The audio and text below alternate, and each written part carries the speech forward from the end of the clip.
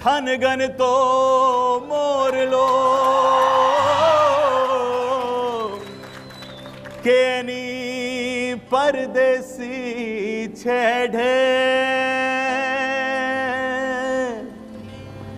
ખમારે વાલમજી મારા ખરો કરાવ્યો મેલ રે ખરો કરાવ્યો મેલ ગોરી રાધાને કાળો કાન ગરબે ઘૂમે ભૂલી ભાન ગોરી રાધાને કાળો કાન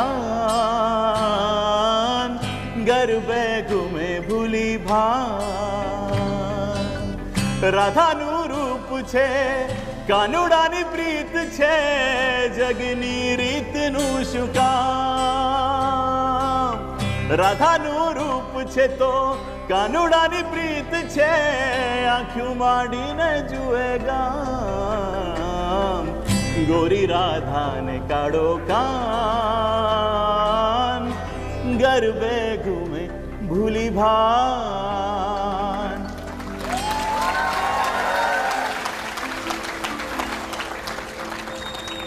કેટલું સરસ કેટલું મધુર લાગે જ્યારે ગુજરાતીમાં આ ગીત રજૂ થાય હે ને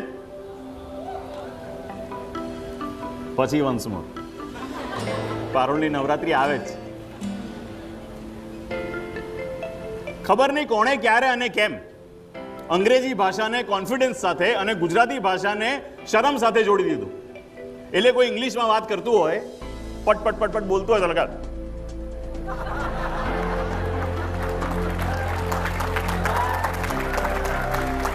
અને બિચારો એની પ્રાદેશિક ભાષામાં વાત કરે ગુજરાતીમાં વાત કરે કે ભારતના કોઈ પણ પ્રાંતમાં મહારાષ્ટ્રમાં મરાઠીમાં વાત કરતો હોય સામે કોઈ ઇંગ્લિશમાં વાત કરતો હોય તો પેલાનું વજન વધારે પડે કેમ આવું એટલે વટથી ગુજરાતી ગુજરાતી ભાષાનો સ્વેગ એટલે વટથી ગુજરાતી એક ગુજરાતી બોલતો યુવક કેમ ગિટાર સાથે ગીત ના ગાઈ શકે એટલે વટથી ગુજરાતી કેમ એવું કે ગિટાર એટલે ઇંગ્લિશ જ ગીત ગાવ ના હું ગિટાર પર ગુજરાતી ગીત ગાઈશ અને તોય લોકોને મજા આવશે એટલે વટથી ગુજરાતી આ કેમ્પેન શરૂ કરવા પાછળ મારી પ્રેરણા એક ન્યૂઝ આઇટમ છે જે લોકોને ગુજરાતી બહુ समझाતું ना हो एमना माटे હું हिंदी में बात करूँ छूँ न्यूज़ में एक बार न्यूज़पेपर में मैंने ऐसा पढ़ा कि 10th स्टैंडर्ड का रिजल्ट आया जिसमें 1 लाख स्टूडेंट्स फेल हुए थे गुजराती लैंग्वेज में दुख की बात ये थी कि ये गुजराती मीडियम के स्टूडेंट्स थे હવે આ સમાચાર ફરીથી સાંભળીને સમજો 10મા ધોરણના ગુજરાતી માધ્યમના વિદ્યાર્થીઓ 1 લાખ ગુજરાતી વિષયમાં નાપાસ થાય એનાથી વધારે શરમની વાત શું હોઈ શકે યાર અને એટલે વટથી ગુજરાતી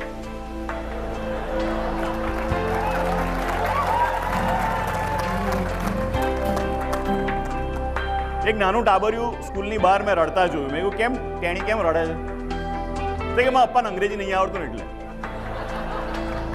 એટલે વટથી ગુજરાતી પપ્પા રડતા હતા મેં કહ્યું શું થયું અંકલ કે મારા છોકરાને ઇંગ્લિશ નહીં આવડતું ને એટલે વટથી ગુજરાતી ગુજરાતી ભાષા સાથે શરમ નહીં સ્વેગ જોડો એટલે વટથી ગુજરાતી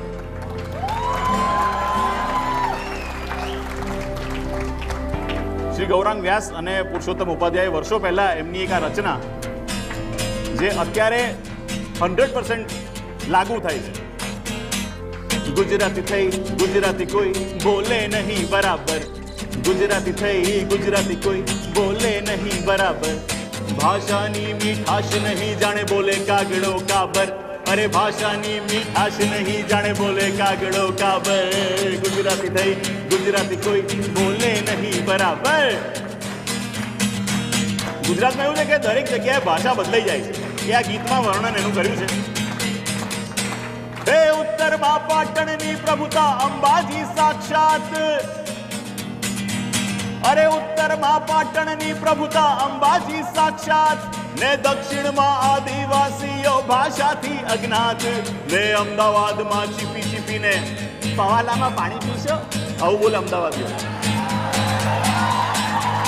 અરે અમદાવાદમાં ચીપી ચીપીને બોલે બ્રાહ્મણ નાગર, ગુજરાતી થઈ ગુજરાતી કોઈ બોલે નહીં બરાબર. અરે ભાષાની મીઠાશ નહીં જાણે બોલે કાગડો કાબર. તાલીઓ પાડવાનો આવું બતાવી.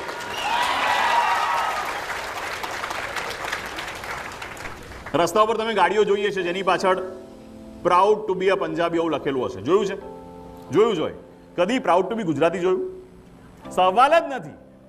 તમારા કેમ્પસમાં પરપ્રાંતના પરદેશના લોકો છે, એ લોકો ભેગા મળે તો કઈ ભાષામાં વાત કરે?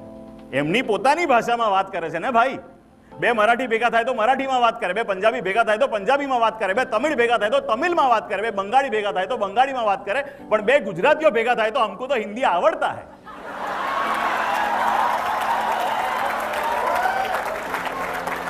हमको हिंदी आवड़ता है, आई कैन लिसन इंग्लिश. એટલે બાપલિયા શું પ્રોબ્લેમ?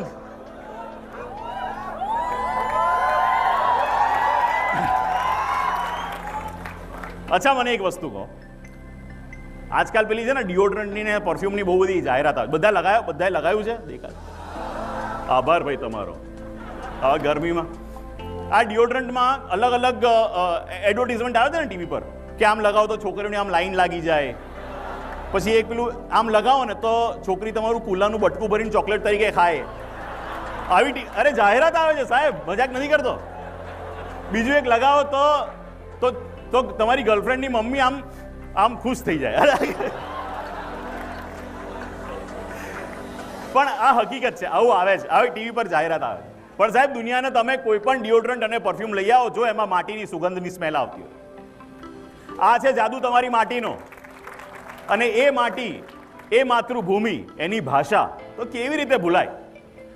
સંસ્કૃતમાં કહ્યું છે જનની જન્મભૂમિશ્ચ સ્વર્ગાદપી ગરેયસી.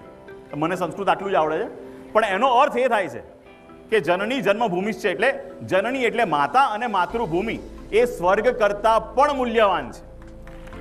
તો પછી એને કેવી રીતે છોડાય? ગુજરાતી ભાષા, એની કલા, સંસ્કૃતિ અને સંગીત લોકો સુધી પહોંચાડવાનો સોશિયલ મીડિયા અને આવા ટોક્સ, સેમિનાર્સ દ્વારા એક પ્રયાસ, એટલે વટથી ગુજરાતી. ઘન ઘોર જરે ચારે ઓર મારું